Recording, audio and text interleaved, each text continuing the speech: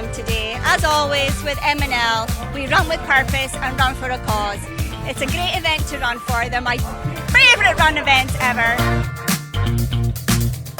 Sobrang enjoy yung runs. Super daming runners today. From seasoned runner up to the newbies, makikita mo talaga from 3K to 16K. Sobrang nag-enjoy and sobrang hyper ng mga runners ngayon.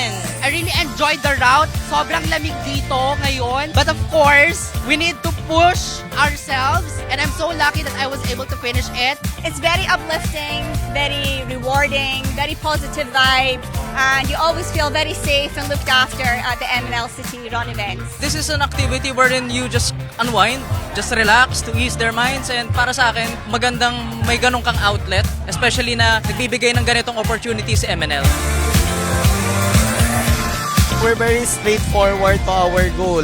Create an avenue for all the runners that will create impact. We can see that running community is very influential. We want to use that platform to encourage everyone na hindi lang kayo tatakbo for yourself, for the medal, or crossing the finish line, pero you're running with a purpose and making a difference sa mga beneficiaries natin.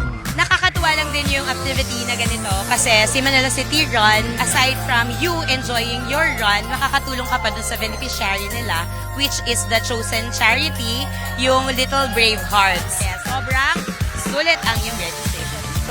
I want to thank everyone, all the MNL City Runners who always support our advocacy and support our campaign to promote healthy lifestyle and acting for charity. So, keep running with purpose and let's make a difference. Maraming salamat po.